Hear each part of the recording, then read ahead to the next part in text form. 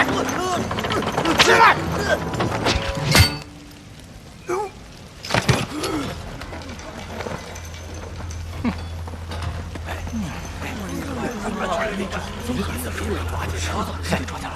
俺老孙此番前来，是为了带你们神不知鬼不觉的离开这个鬼地方。别出声啊！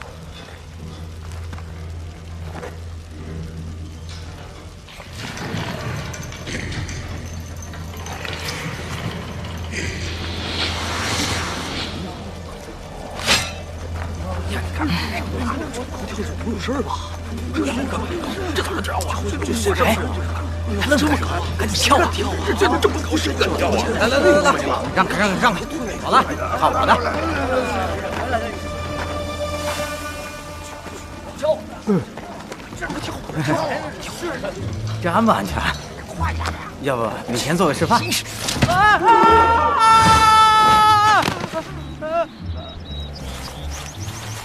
没事，成功了，我成功了！大家伙快下来吧，没事了。快！哎呦，快点！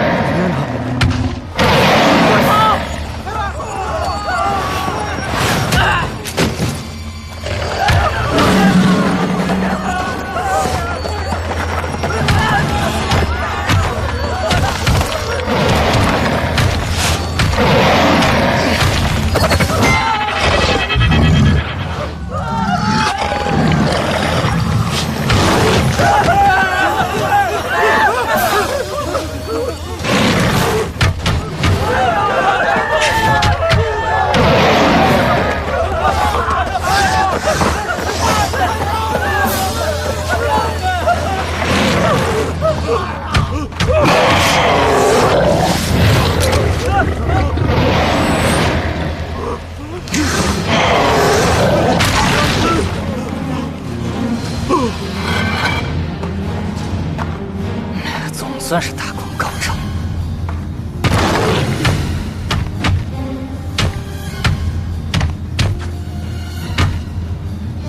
别着急，他们不陪你玩，不陪你玩。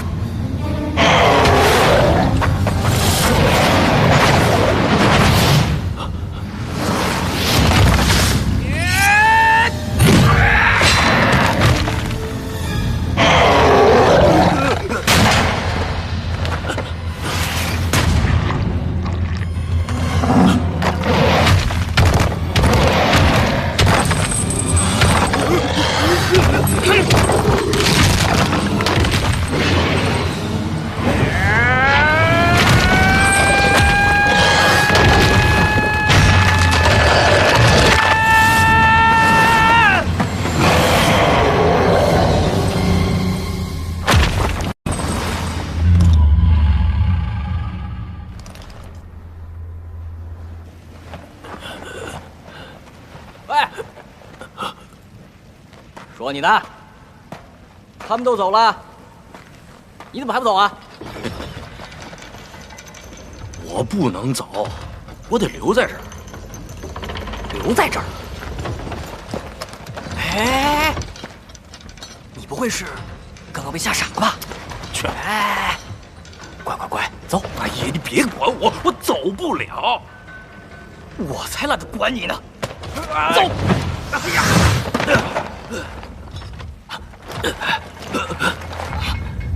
天府印，说，你到底谁？我都已经跟你说了，我不能出去。你这猴子是要害死我吗？天府印又如何？既然结界出不去，那咱就从南天门走。走！哎呀，你不，哎呦，我要回去。大仙，你明知道是天符印，你救得了我一时，救不了我一世啊！俺老孙受人之托，是要将所有被铁命星君奴役之人全部带走，一个也不能少。给我走！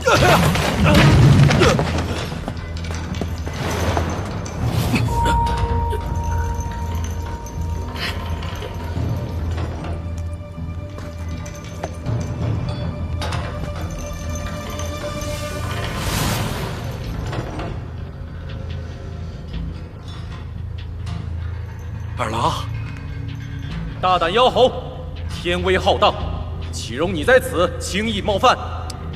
速速放下此人，随我回凌霄宝殿，伏法认罪，否则……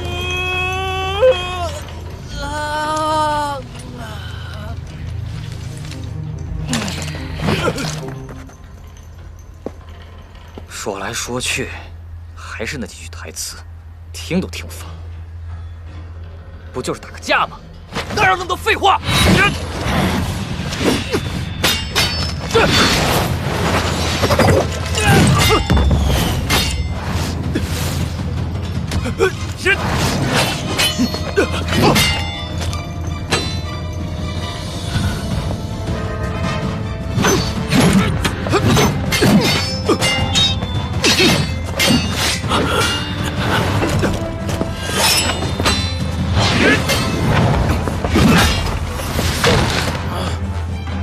快走！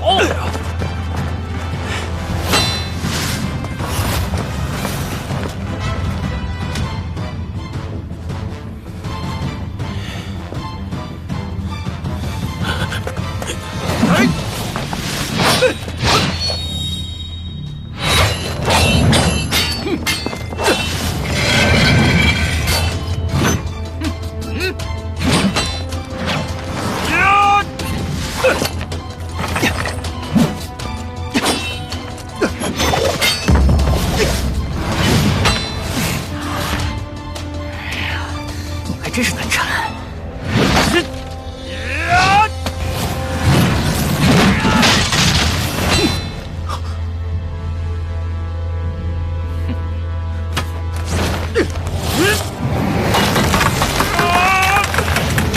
现在该轮到我了。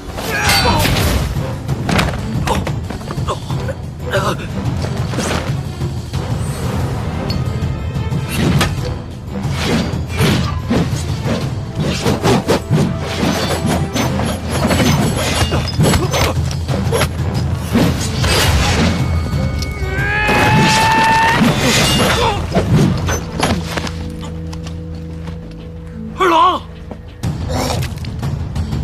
你这妖猴，我给你骗了啊！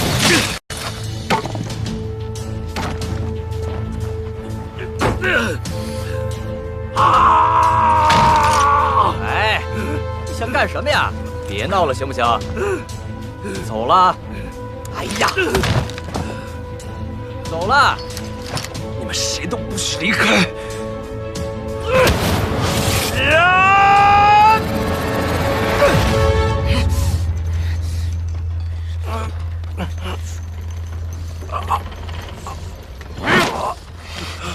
想死，老孙就成全你！住手！放了他，我现在就跟你走。放开他！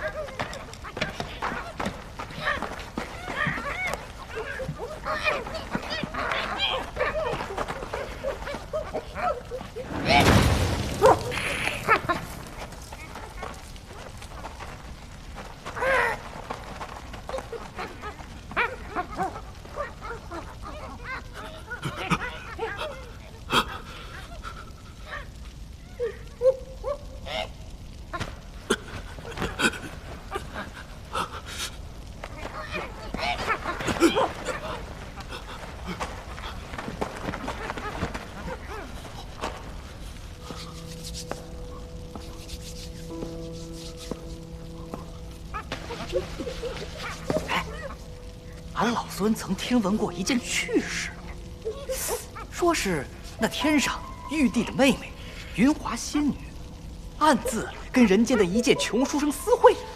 哎，你说这私会倒也罢了，她居然还诞下一子。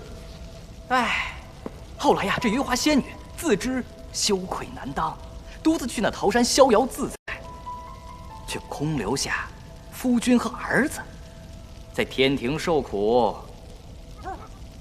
哎，你说这件事情到底是谣言呢，还是确有其事呢？啊！你若再抹黑云华仙女，我就跟你拼命！冷白，哎，想不到杨天佑竟然还有点骨气。来，把这汤药喝下去，它能够暂缓你体内天赋印的毒性，这样你也能好受一些。哎，喝吧。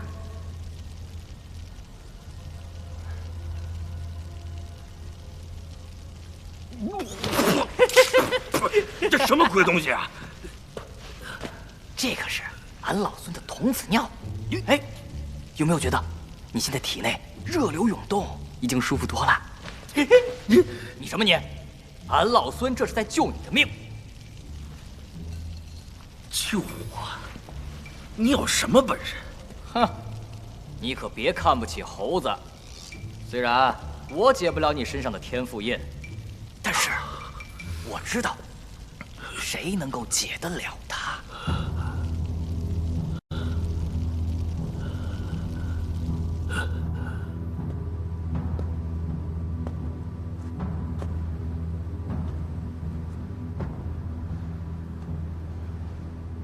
没用的东西！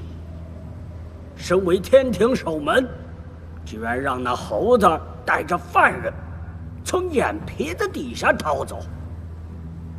你看那猢狲在下界耀武扬威的样子，天庭的脸都让你给丢尽了。谁知道是不是他故意放走的？咱们这位天官身上可流着一半凡人的血。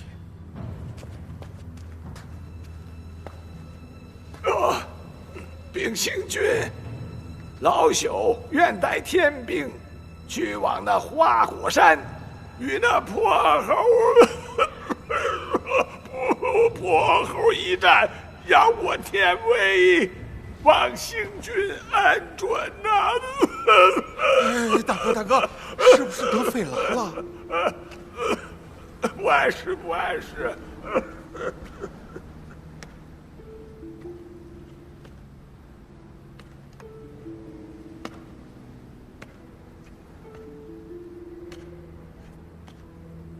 杨戬，你来天庭多久了？已有500余年。已经那么久了，居然连把像样的兵器都没有，是本座怠慢了你。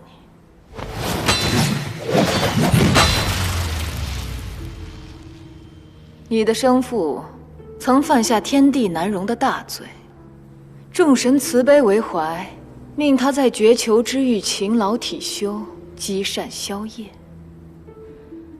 可惜他终究只是一介凡人，如今却又是错上加错。杨戬，你作为他的儿子，可否帮帮本座，帮本座好好劝劝他，劝他迷途知返呢？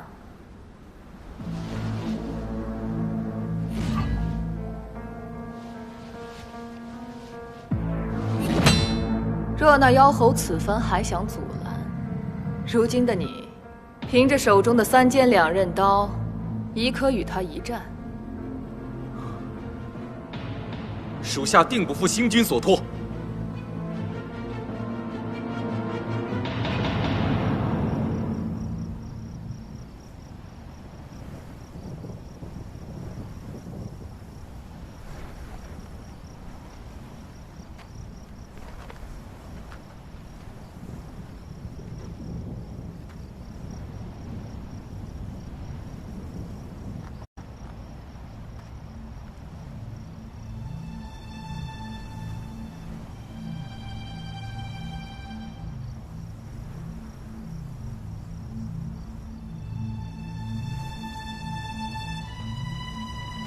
说起来，这里也曾经算是东陆各州里少有的繁华之地。你相信凡人可以夺造化之能，进而修仙长生吗？但是他们相信，要不是因为有琉璃阁下，恐怕这些人至今都还被蒙在鼓里。琉璃，琉璃是谁啊？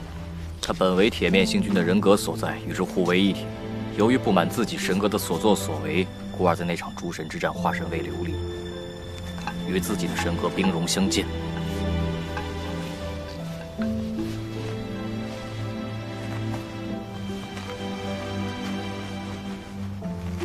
他就是我之前跟你说过的，能够解你身上天符印的人。而这些，都是在那场诸神大战中的幸存之人。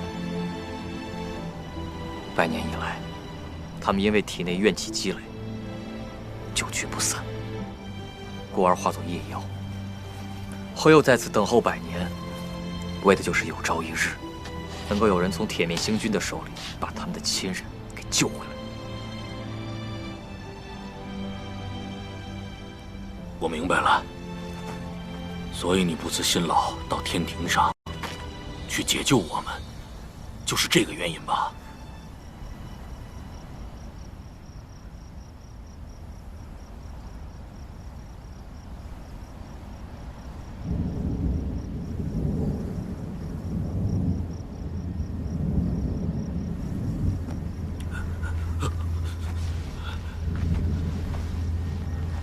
我们在这儿还要待多久啊？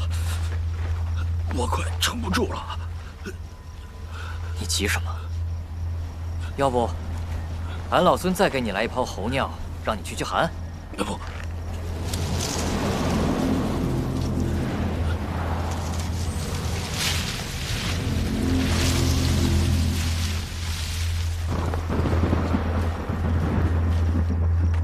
这里不会有鬼吧？他们来了。他们是谁啊？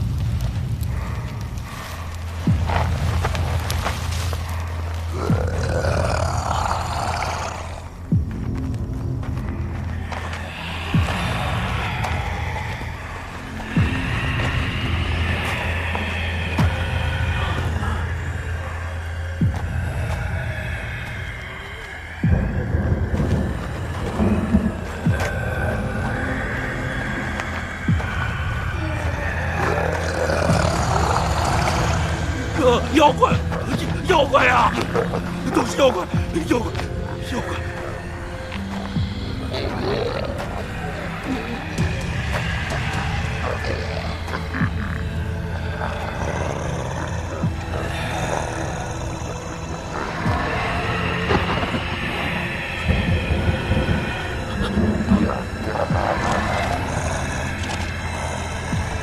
啊！铁面星君！哎。那个是琉璃，不是天上那个疯婆娘。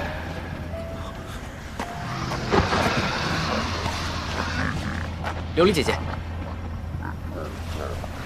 补天石，听说你也有自己的名字了。菩提师傅说我心猿意马，赐名悟空，是希望我收住元心，悟得空境。悟空，那我所托之事，你可办成了？只需等着便好了。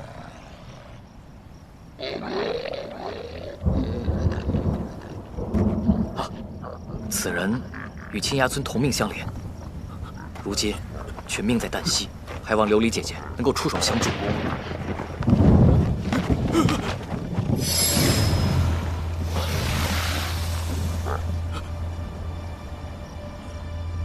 天符印。他永远是这样，妄图掌控所有人。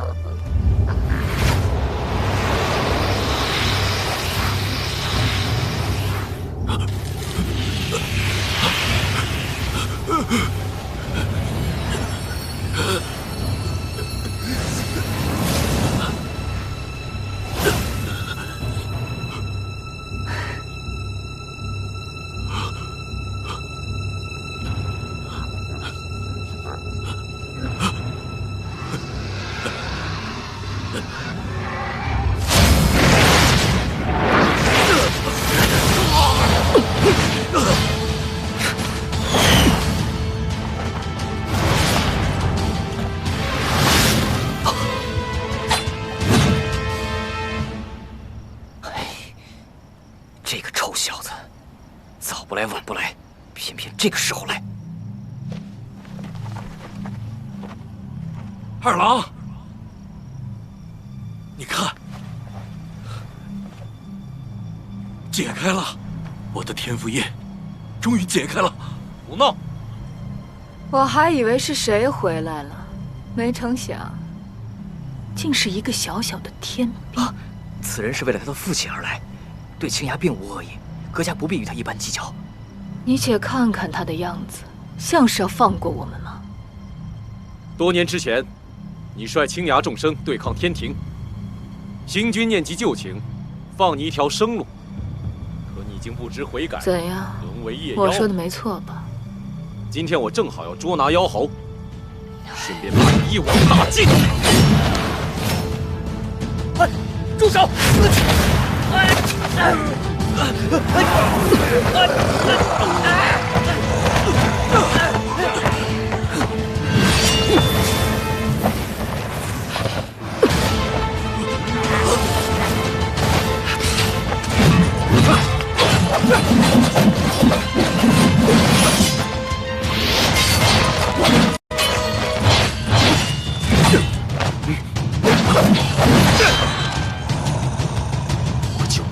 我灭不了你！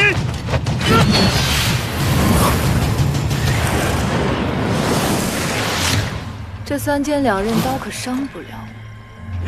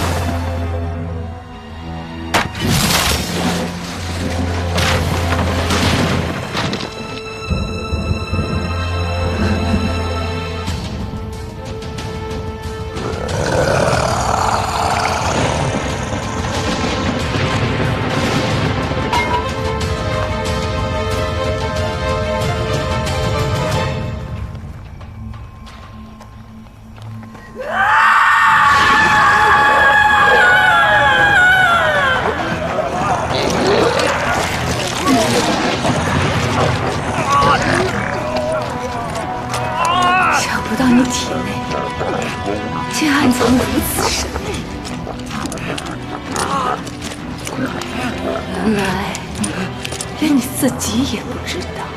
妖言惑众！我是妖，那你又是什么？想想你为天庭出生入死，他们又是如何待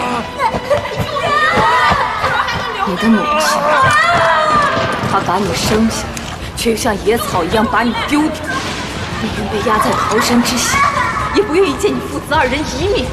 你胡说！你父亲被困绝囚之狱，生不如死，他让你成为大家口中的异类，每天饱受屈辱和践踏，让你们父子2人成为天地之间的耻辱，众生口中唾弃的蛆虫。难道这些你都忘了吗？二郎，你别听他胡说，你母亲会保你一生平安，才自愿被压在桃山之下的。没错，就是这股力量，你越是愤怒，就越是强大。其实，就让我来助你摆脱这场宿命。给我醒醒！他为你日日夜夜承受天劫之苦，是要让你再次自轻自贱，还是要让你好好活着？二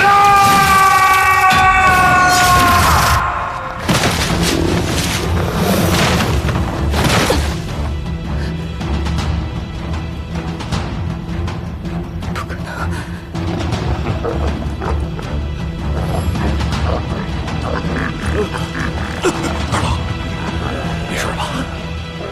没事。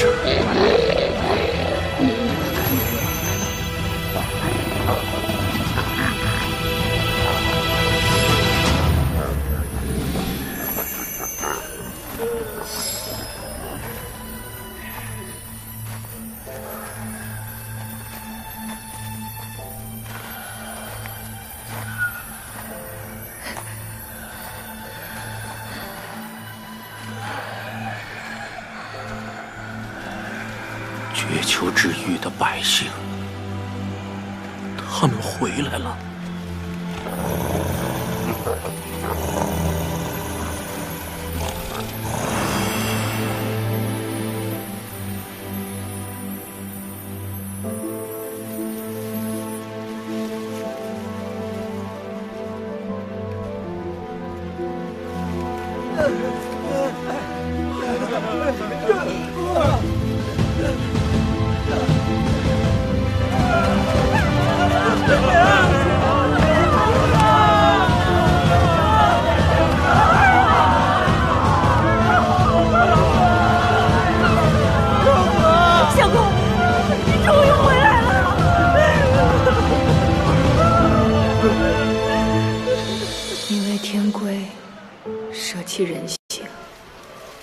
我为自由摒弃身形。我以为我摆脱了你，但却没想到，我还是成为了你。原来错的是我呀！如果你娘能回来，我们一家人也能如他们那般团聚了。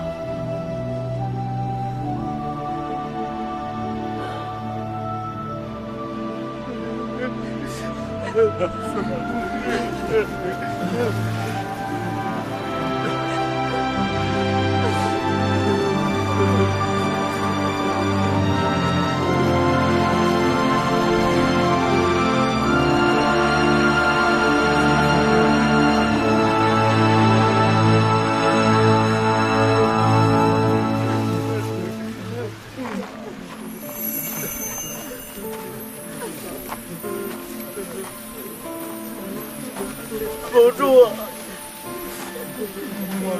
下辈子我还要缠着你。娘子，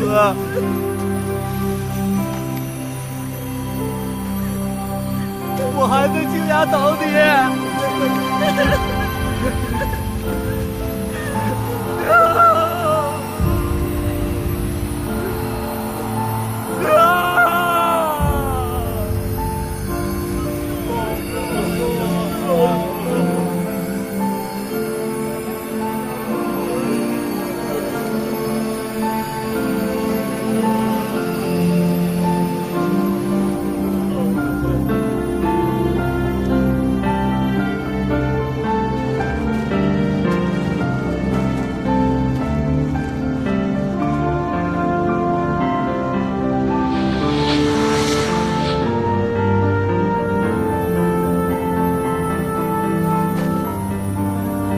全路布满荆棘，答应我，无论如何也要走下去。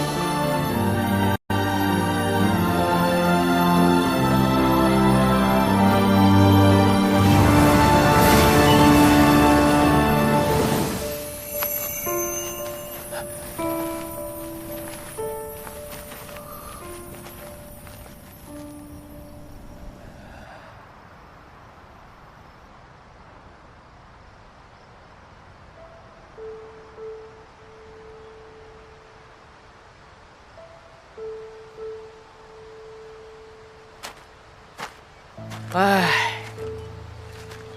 才知道你儿子在天庭这么受委屈，真不容易。哎，不如你去劝劝他，让他跟随俺老孙去花果山。俺老孙，哎，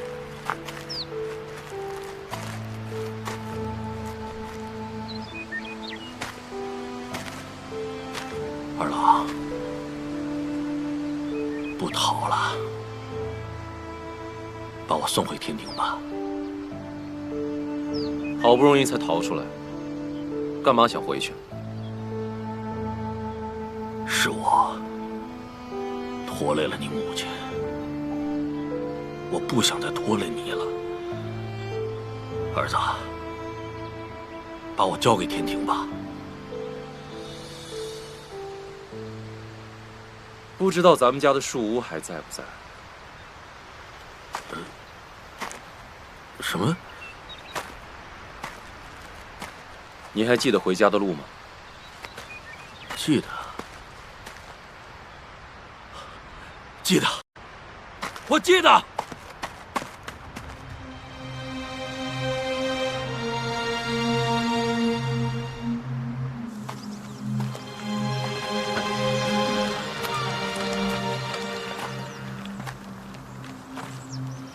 没想到有生之年还能回来。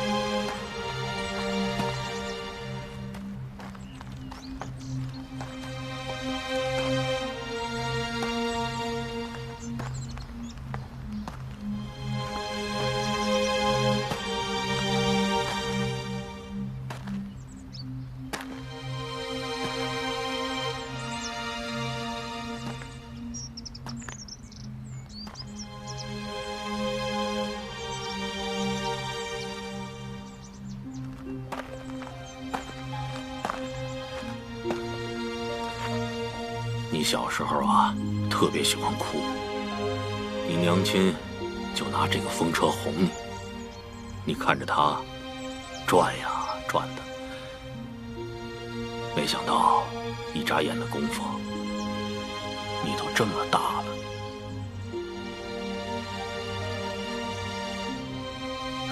对，都这么多年过去了。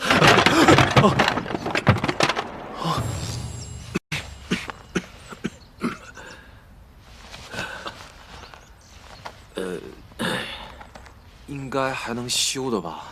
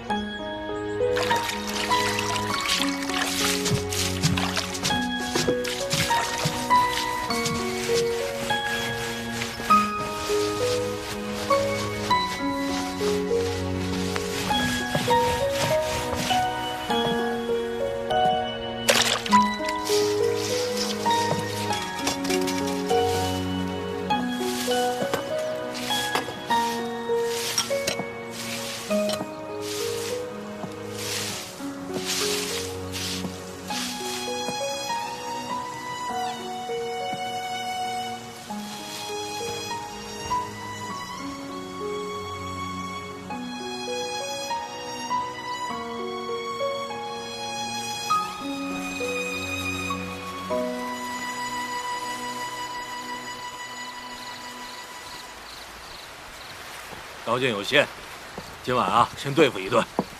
爹呀，明天好好的给你露一手。啊，来，尝尝咸蛋如何？我听老君说过，娘在天庭是掌管八风消息、五运气候的风神。是啊，风虽无形，但无处不在。每次风起时，我都会觉得是你母亲陪在我身边。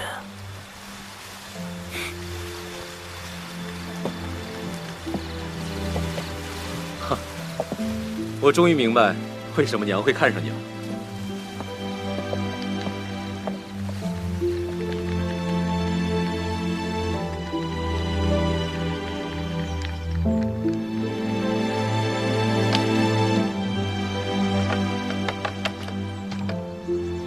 爹，修好了。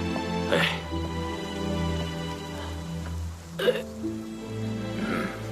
还可以吧？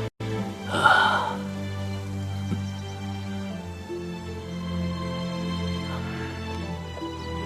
哪里不对劲吗？二郎，你都想好了？你可知，咱们是逃不掉的。凡人就是凡人，哪怕在天庭活了这么多年，还是改不了低贱的气息。爹，屋里的粥怕是快熬干了，进去帮我看看火。好的，好的。大胆杨戬，蔑视天威，徇私枉法。星君慈悲，命你速速写此罪奴，随我回太阴宫伏法认罪，否则……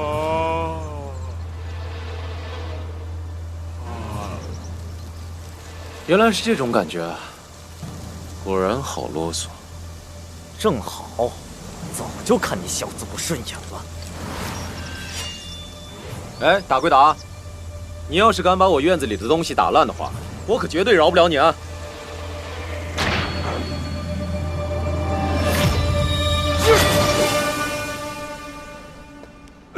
我好心好意劝说杨戬回来，谁知他执迷不悟，非要与那罪奴待在凡间，还说三位，还说，总之气焰嚣张，我当然不能让三位长辈受辱啊！他若不是仗着有神兵在手，凭他一个小小的天兵，怎伤得了我？反了！杨戬只怕是要反了！来人呐，随老朽下凡去捉拿这孽畜！抄家伙！这君，来人呐，快送到一仙那儿去看看！这呀，真君呐！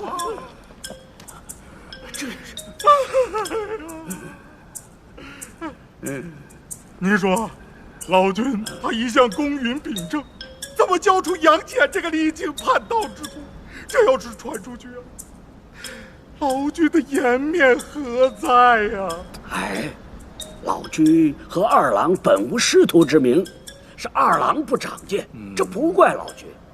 只是这铁面星君出关在即，他的脾性你我是知道的。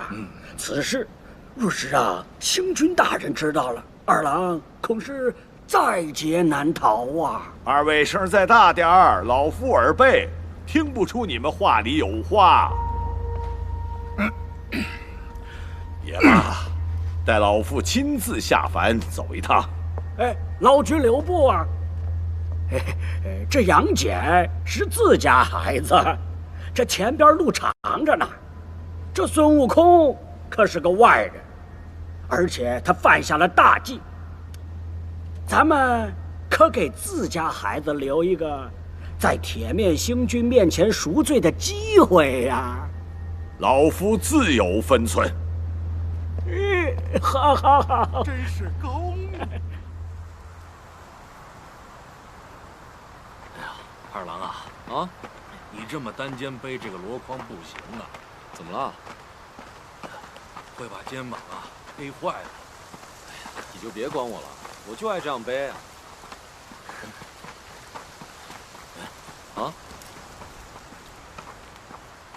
那位老先生在干什么呀？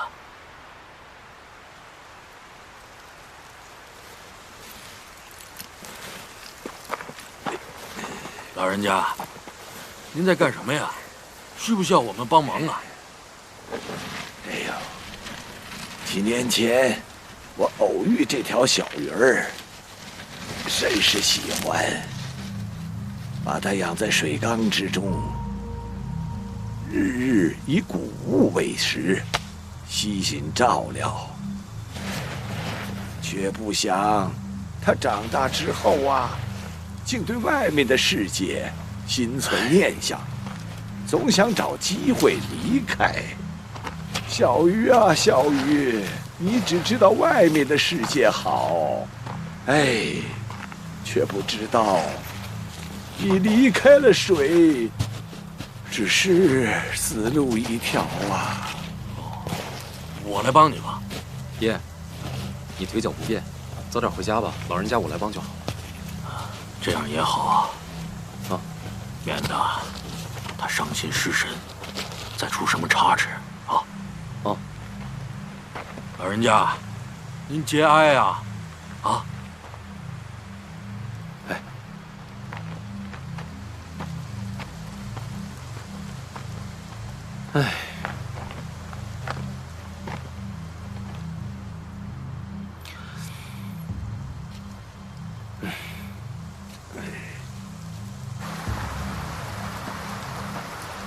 老人家，你到底要我背你背到什么时候啊？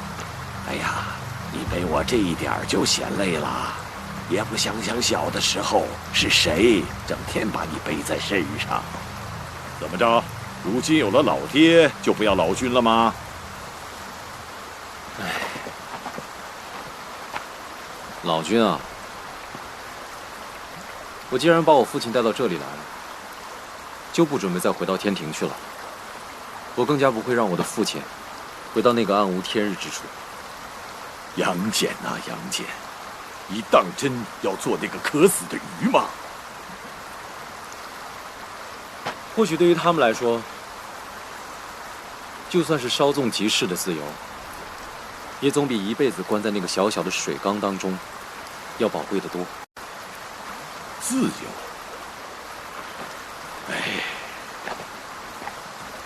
看来你已经见过琉璃了。你们只知道铁面星君为达目的不择手段，却不知道曾几何时，他也时常将这二字挂在嘴边呐。哼，他高高在上，他又怎么会知道这两个字对芸芸众生的意义？他比任何人都懂。100年前，玉帝让铁面星君代统3界秩序，掌万物法则。后来，星君发现他内心的人格对众生存有怜悯，而这怜悯之心却在偷偷地影响着他的判断。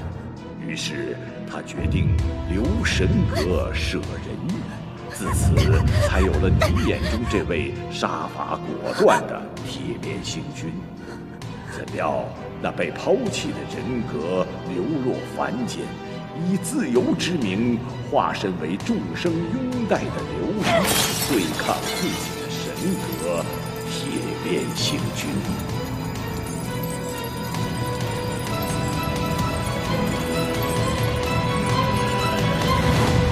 可以选择你的自由，但近日来孙悟空自称齐天大圣，闹得天庭数日不得安宁。这关我什么事啊？孙悟空带你父亲大闹绝球之域，如果没有个交代，他和你父亲都逃不掉。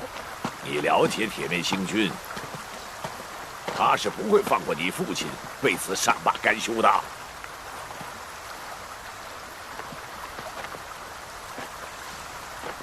只要你让孙悟空认罪伏法，便可戴罪立功。相信杨天佑一事，星君定会网开一面的。你说呢？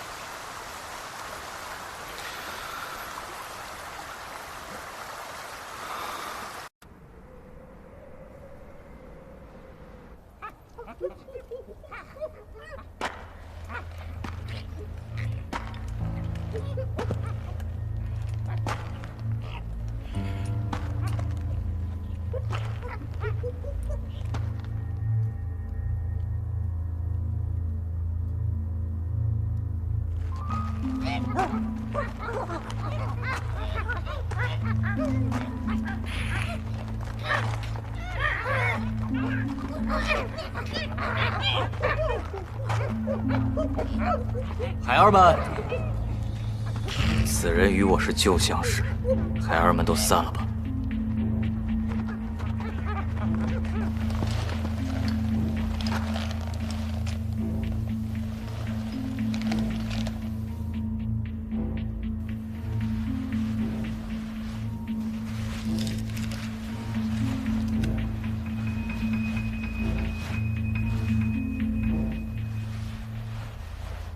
想俺老孙号称齐天，骄狂一世，从不曾把任何人放在眼里，却不曾想，如今也落到这步田地。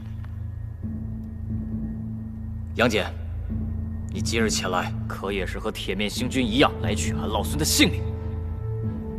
作为天兵，如果你执意反抗，我一定会不惜一切拿你性命的。只不过作为朋友的话，我只想劝你一句：你一路走来，虽然成全了你自己，但是你有没有想过他们？难道你真的想看到他们成为你骄傲与固执的牺牲品吗？别让花果山成为第二座青崖了。谁跟你是朋友？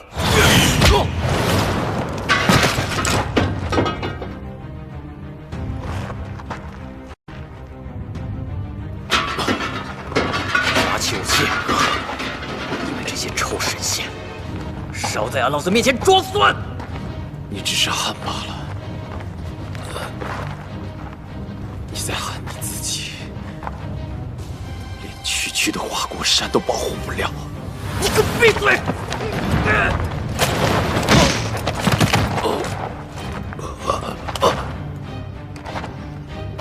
你喊自己自称齐天大圣，可是在这天地间，你却只是一只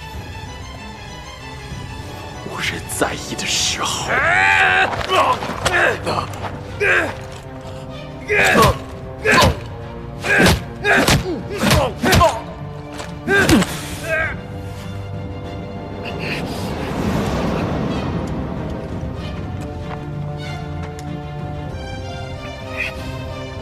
你连自己都不敢面对，怎么就保护他们呢？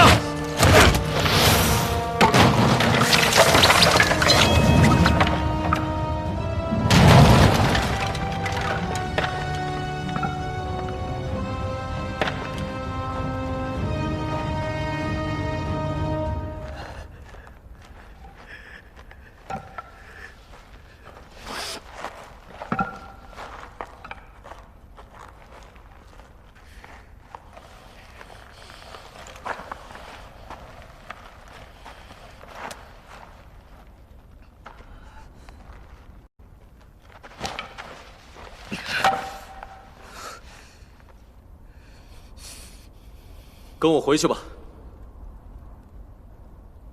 不管发生什么事，我们一起面对。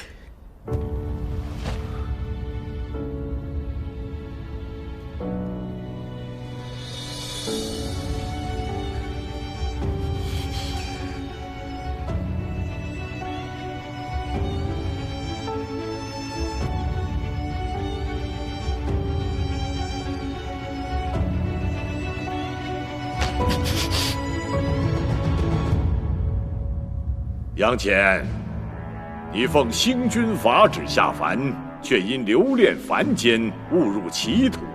好在你及时悔悟，将孙悟空带回天庭，也算是功过相抵。日后还望你好自为之啊！杨戬，谨遵老君教诲。起来吧。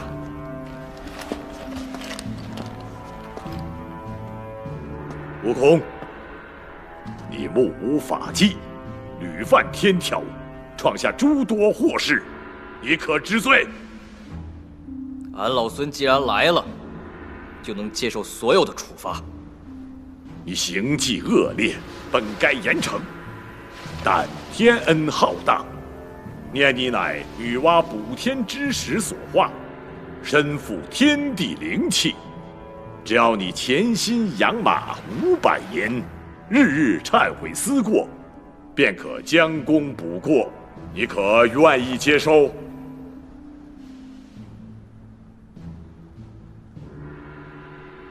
愿意。孙悟空，你还不下跪谢星君大恩？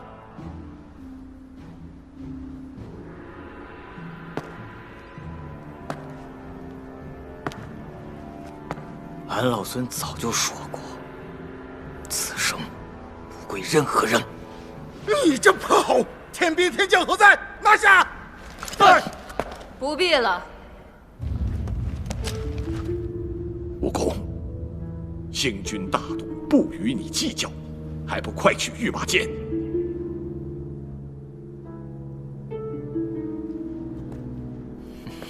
慢着，孙悟空，告诉本座，你与琉璃口中的自由实现了吗？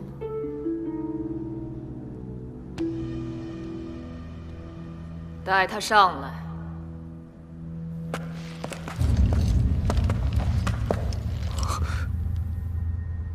逃不掉的，阿牛，谁都逃不掉的。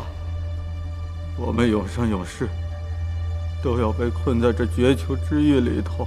站起来！再也回不去了。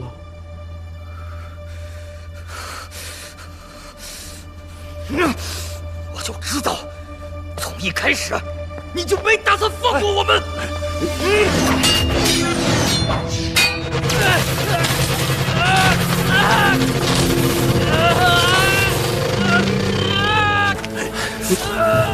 杨戬，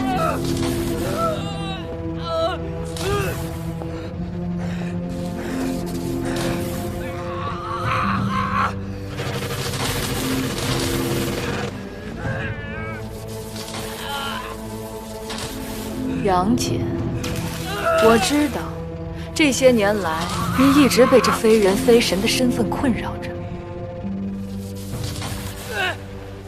此物名为九转仙丹，它可助你父亲永脱肉体凡身，远离生死之苦，飞升成仙。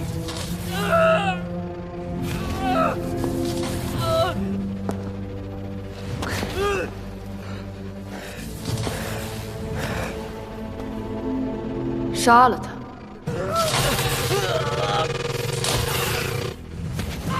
你的父亲就可以成为跟我们一样的神。你的母亲与凡人结合，诞下了你。他那被众神所不齿的罪责，又将从何谈起呢？从今往后，在这九霄之上，将再没人看不起你们。杀了他！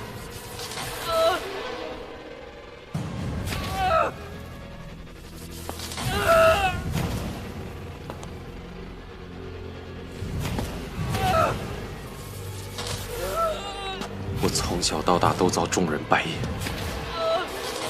思念父母而不得团聚。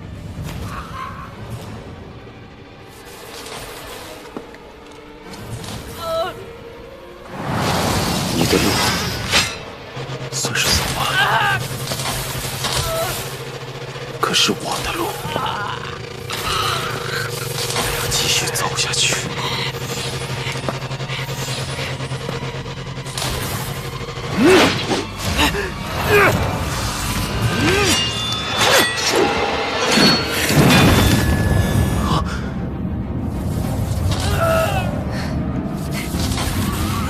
这天地间怎会有如此好事？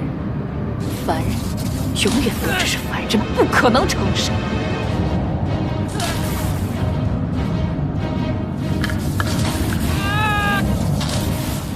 杨戬，看来你不傻了。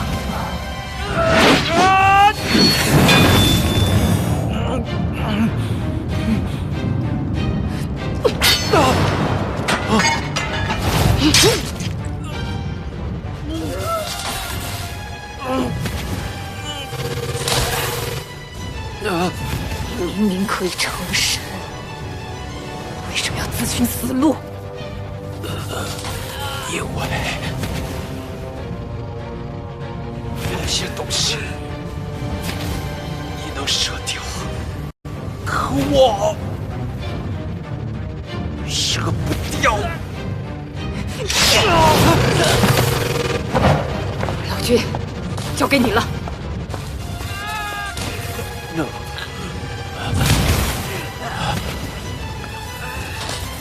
二郎，你命中定有此劫，你可要安然度过呀。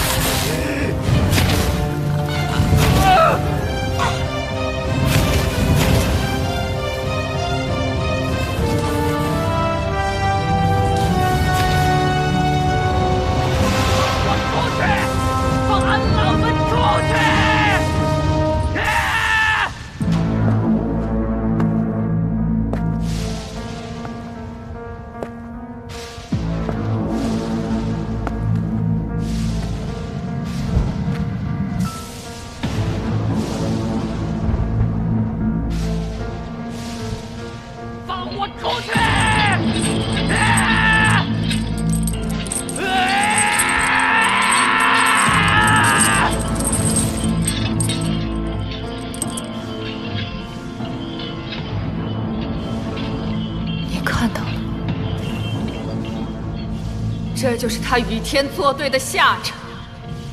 你教会他们自由，却将他们推入万劫不复的深渊。孙悟空如此，整个青崖村亦是如此。是你害了他们。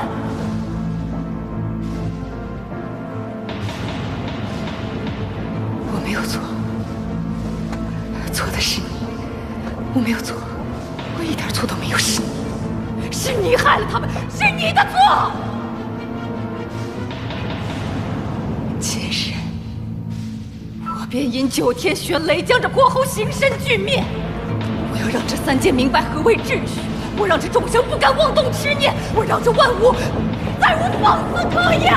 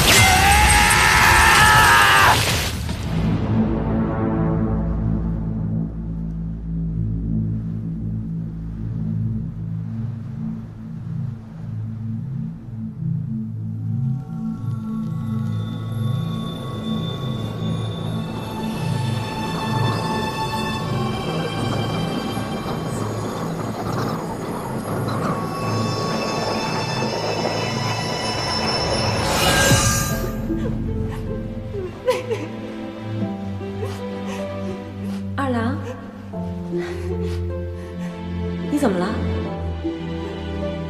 娘，为什么他们总欺负我？为什么每次错的都是我？来，二郎，娘和你一样，曾经他们还说娘错了。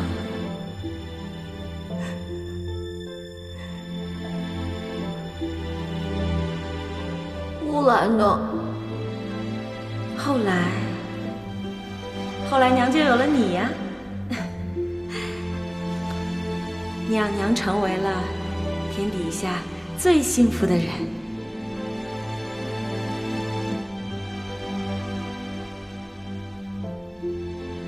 娘当年没有放弃，二郎，你也不要放弃。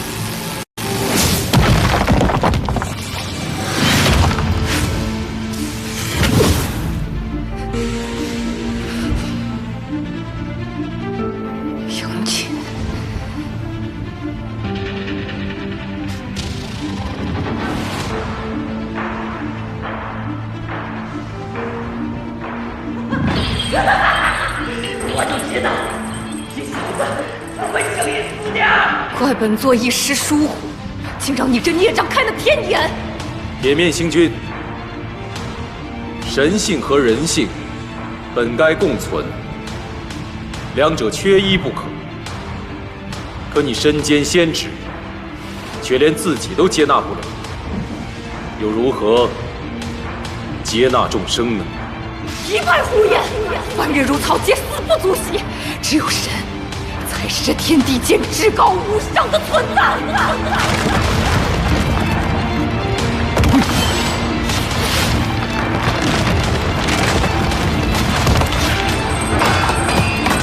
杨戬，俺老孙来助你一臂之力！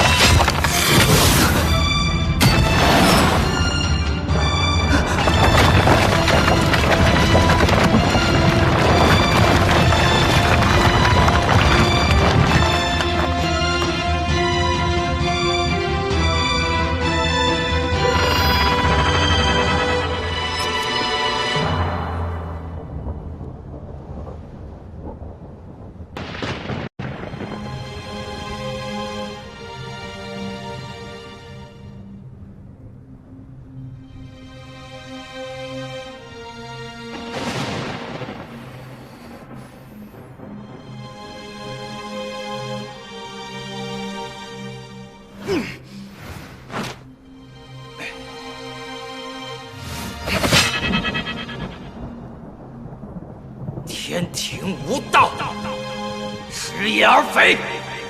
今日，俺老孙就要彻底毁了他，让众生不再受那管制之苦。一切都是铁面星君所为，与天庭无关。你若将其毁掉，便会引来三界动荡。哼，三界动荡又如何？这天宫，俺老孙闹定了。若你执意如此，那就先打过我再说吧。后来的故事，大家就都知道了。倒霉的我被如来佛祖压在五指山下500年，说是让我等一个东土大唐而来的取经儿。取经儿，不就是和尚？我才懒得等呢。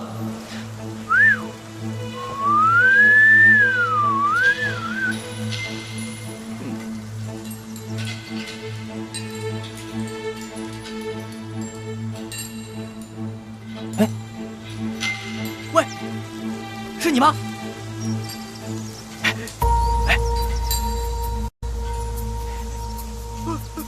妖怪啊！喂！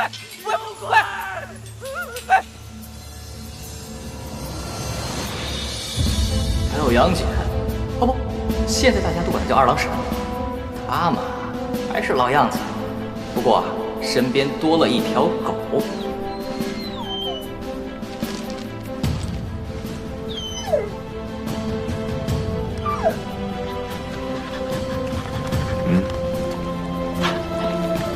乖啦。